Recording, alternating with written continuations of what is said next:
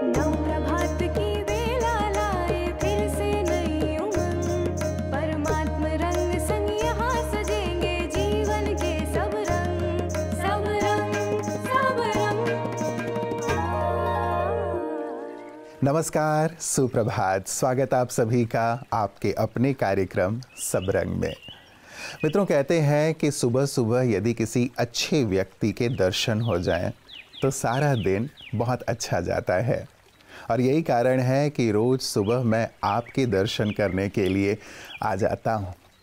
आपके दर्शन से मेरा दिन सुंदर बन जाता है। सचमुच आपकी मुस्कान मेरे चेहरे पे मुस्कान ले आती है। दिल से आप सभी का बहुत बहुत शुक्रिया। और यही कारण है कि मैं भी आपके लिए कुछ अच्छी अच्छी बातें रोज़ लेकर आता हूँ। आज भी लाया हूँ। आइए शुरुआत करते हैं सुंदर सुवाक्य से। अज्ञानी होना उतनी शर्म की बात नहीं है जितना कि सीखने की इच्छा न रखना। Benjamin Franklin. मित्रों, अब तक जितने भी महान व्यक्ति रहे हैं उनमें एक बात समान है। वे सभी मानते थे कि अभी बहुत कुछ सीखना बाकी है। उन्होंने सीखना कभी बंद नहीं किया, इसलिए उनका आगे बढ़ना भी बंद नहीं हुआ। मैं अपना सबक कहाँ से सीखूं? मेरा हर दर्द, चोट, हताशा और गुस्सा यह समझने का अवसर है कि मुझे खुद को बदलने की जरूरत है। जीवन के नियमों के बारे में अज्ञानता कोई बहाना नहीं है। हर पल सीखने के अवसरों से भरा हुआ है, लेकिन जब मैं सीखने को तैयार नहीं होता तो यही सबसे बड़ी बाधा है जो मैं खुद पर डालता हूँ। जब मुझे एहसास होगा कि मैं आत्मा हूँ और परमात्मा की संतान हूँ, तो मैं हर कदम एक सीख की तलाश करूँगा। सच है मित्रों, जितना हम दूसरों को सिखाते हैं, जितना अपना ज्ञान दूसरों को देते हैं, हम खुद भी सीखते चलते हैं और खुद भी आगे बढ़ते चलते हैं। कहा गया है, देने वाला कभी भी गरीब नहीं होता। उसके तो सुख, शांति और संपत्ति में विस्तार ही होता चलता है, विकास ही होता चलता है। ये विस्तार तो ठीक है मित्रों, लेकिन यदि शरीर का विस्तार होने लगे तो वो ठीक नहीं है, स्वास्थ्य की दृष्टि से भी और व्यक्तित्व की दृष्टि से भी। और यही कारण है कि आपकी सेहत आपके हाथ में। आज यही सुंदर चर्चा हो रही है कि कैसे हम ओबेसिटी का ध्यान रखें, मोटापे का ध्यान रखें, कैसे इस पर नियंत्रण प्राप्त करें। आइए सुनते हैं। Om Shanti, good morning. आजकल मोटापा हमारे लिए एक बहुत समस्या बन गई है। लगभग 40% लोग भारत में जो वयस्क हैं, एडल्ट्स हैं, वो या तो ओवरवेट हैं या ओबीज हैं, मोटापा है। अर्थात वो जो है उनका वेट अपना जो हिसाब से वेट होना, जितनी हाइट इंचेस में होती है उतना वेट आपका केजीज, किलोग्राम में होना चाहिए, और बहनों के लिए 5 किलो कम। तो आज ये बहुत एक समस्या। और भारत में एक और गहरी समस्या है, कई लोग मोटापा नहीं है उनके अंदर, वेट ज़्यादा नहीं, किंतु उनकी विसरल ओबेसिटी, पेट मोटा हो गया है। थाइस पर और हिप्स पर और पेट पर ज़्यादा वजन है, जिसे पियर शेपेड ओबेसिटी भी कहते हैं। विसरल ओबेसिटी ज़्यादा होती है। मोटापे की वजह से इंसुलिन रेजिस्टेंस हो जाता है, अर्थात इंसुलिन भी है, शुगर लेवल भी ज़्यादा रहने लगता है, ब्लड प्रेशर भी बढ़ जाता है, और साथ साथ हमारा कोलेस्ट्रॉल, हमारा ट्राइग्लिसराइड बढ़ जाता है, और HDL गुड कोलेस्ट्रॉल कम हो जाता है। तो एक डेडली सिंड्रोम बन जाता है, डेडली क्वाड्रेट बन जाती है। ये जो है एक बहुत बड़ी कारण हो जाता है हार्ट अटैक का। तो इससे हमें मुक्ति पानी है, तो क्या करें?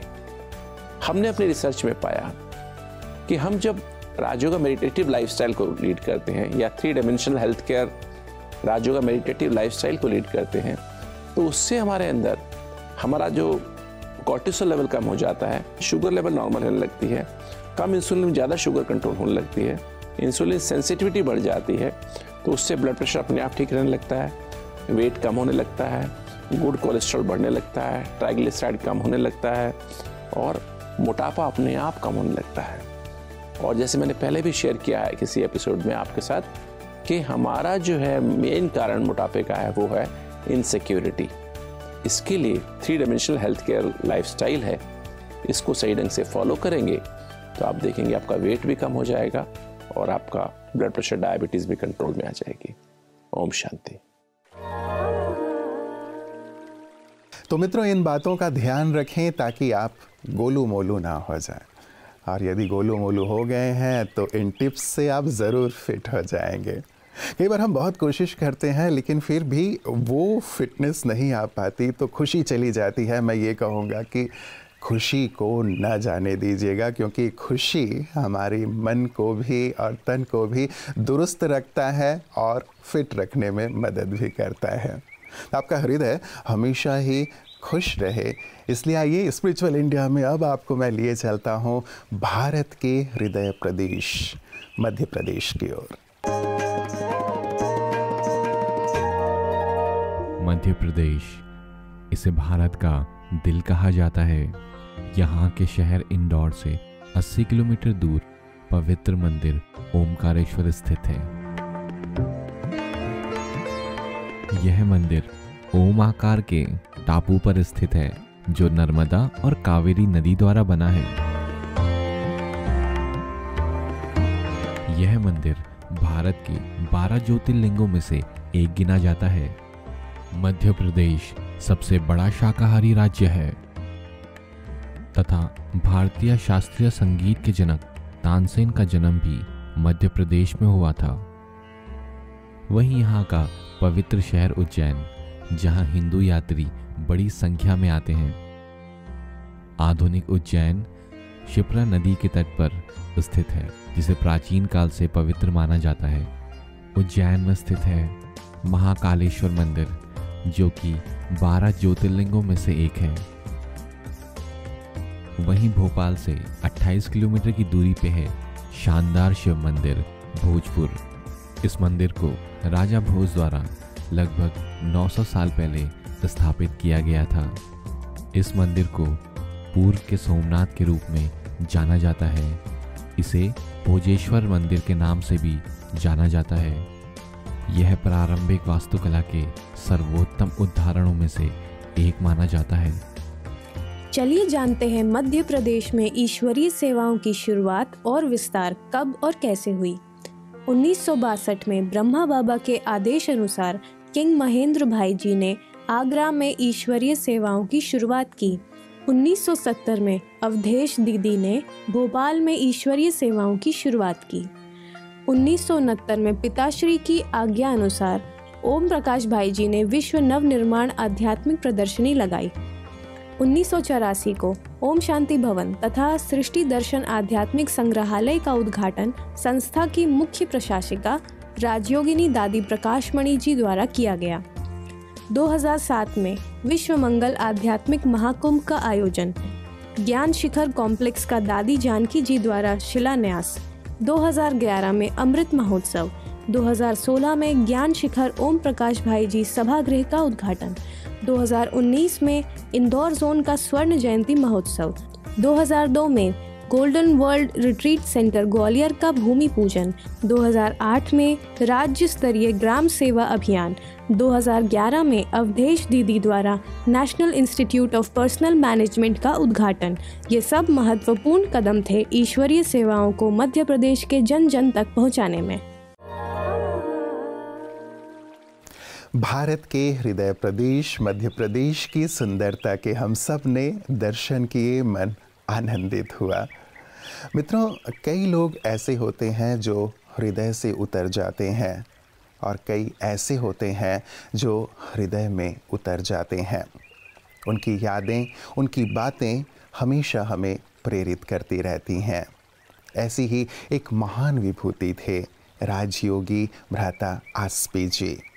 आइए महकती यादों में उनकी यादों से स्वयं को सुवासित करते हैं।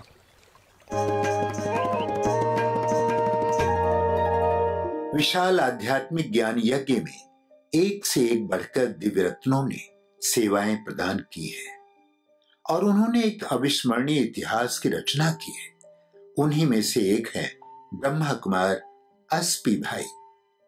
आप शिव बाबा के बहुत पुराने साकार बाबा के समय के आदि रत्न थे। लौकिक से आप पारसी होने के कारण विशेष पारसी कम्युनिटी की सेवाओं के लिए भी निमित्त बने। दादियों के अंग संग रहकर विशेष यज्ञ सेवाओं के निमित्त बने। मुंबई में वीआईपीज की सेवा, मीडिया प्रभाग तथा रेलवे की सेवाएं भी आप करते रहे। गाम देवी की सेवाओं के लिए भी आपका विशेष आदि से अंत तक पाठ रहा। अस्वस्थ होते हुए भी आपने अंत तक ईश्वरीय सेवाएं की। एक बल एक भरोसा व तीव्र लगन से आपने विशेष मधुबन महायज्ञ की सेवा की। ऐसी महान विभूति आसफी भाई आपको कदापि भुलाया नहीं जा सकता।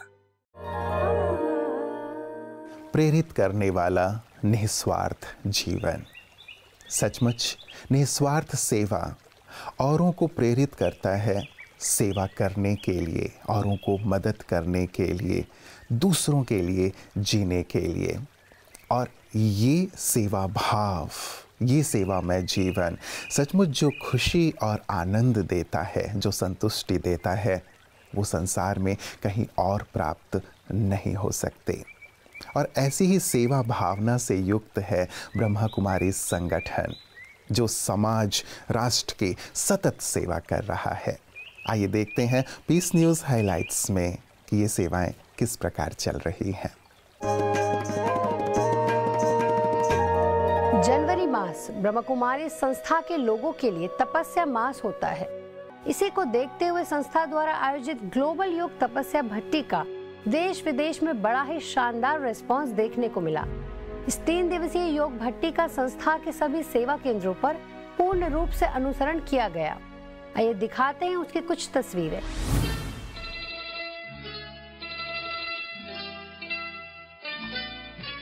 मेरे ब्रह्मा बाबा मधुबन के माली, तुम्हें याद करती ये बगिया तुम्हारी। मेरे ब्रह्मा बाबा मधुबन के माली, तुम्हें याद करती ये बगिया तुम्हारी।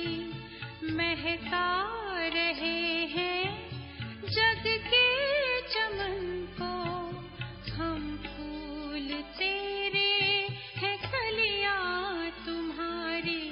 मेरे ब्रह्मा बाबा मधुबन के माली, तुम्हें याद करती ये बगिया तुम्हारी।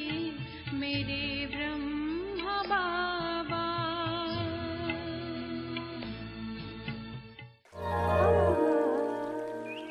मित्रों, कहते हैं खुशी के लिए काम करोगे तो खुशी नहीं मिलेगी, लेकिन खुश होकर काम करोगे तो खुशी ज़रूर मिलेगी। कई बार हम खुशी के लिए कार्य कर रहे होते हैं कि ये मिल जाए, वो मिल जाए, ऐसा हो जाए, वैसा हो जाए तो हम खुश रहेंगे। लेकिन कार्य छोटे से छोटा ही क्यों ना हो, यदि उसे खुशनुमा हो करके करेंगे तो स्वयं भी आनंदित होंगे और औरों को भी, माहौल को भी आनंद से परिपूर्ण कर देंगे।